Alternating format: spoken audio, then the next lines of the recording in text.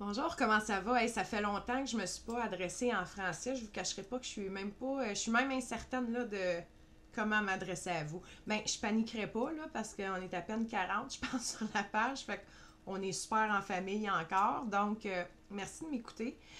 C'est juste une petite capsule d'intro pour vous expliquer un peu ce que je veux faire avec cette page-là, le contenu que vous allez retrouver, puis aussi me présenter à vous, parce que c'est pas dit qu'on se connaît non plus. Alors, mon nom est Jennifer Mignot, Jenny Mignot si vous êtes anglophone.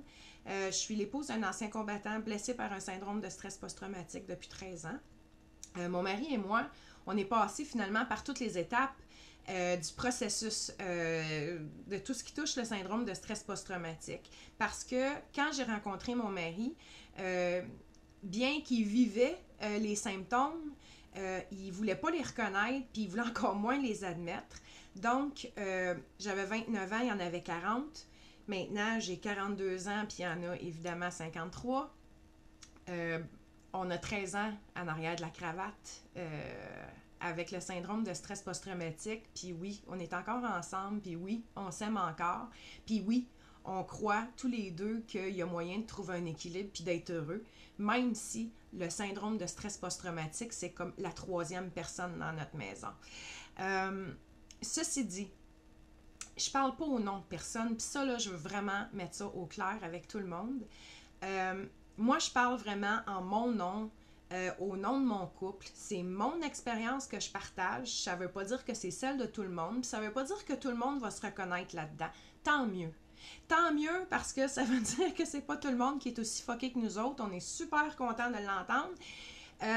Mais c'est aussi que je trouve que c'est une belle place pour faire une réflexion, pour se positionner. Moi, je trouve que dans les années où est-ce qu'on avait nos 4 enfants ou 3, 4 enfants à la maison, une époque où est-ce que j'avais un travail à plein temps, où est-ce que je comprenais pas ce qui se passait dans la maison, où est-ce que j'étais vraiment en maudit contre mon mari parce que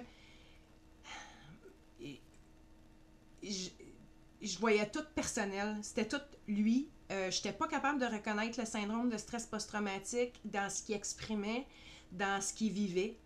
Et ça a eu des impacts. N'en demeure pas moins que il n'y a pas eu personne dans ces années-là vraiment pour me faire reconnaître ce que j'étais, c'est-à-dire une aidante naturelle d'abord, aussi l'allié que je suis, parce que je pense que si là, j'apprends à bien gérer, à bien composer avec le syndrome de stress post-traumatique, je suis dans une situation d'empowerment à titre d'épouse, puis je suis en mesure d'aider concrètement mon mari dans les challenges qu'il a à vivre, qui sont là, qui étaient là, puis qui vont être là dans une certaine mesure pour le restant de ses jours. Fait que moi, je suis pas ici pour vous endormir avec des belles histoires d'amour. Moi, je suis ici pour dire les vraies affaires.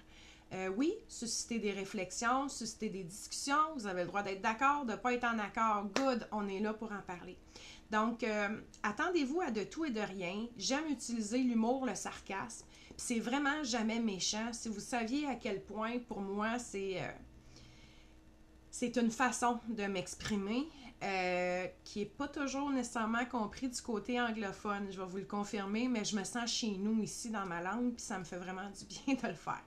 Donc, merci, à bientôt. Je vais sûrement refaire une autre capsule d'intro aujourd'hui. Je vais reprendre des thèmes que j'ai déjà abordés dans mes capsules précédentes, mais je vais les simplifier. Fait que les capsules, je vais essayer de les garder entre 5 et 6 minutes max versus 15, ce qu'elles étaient avant.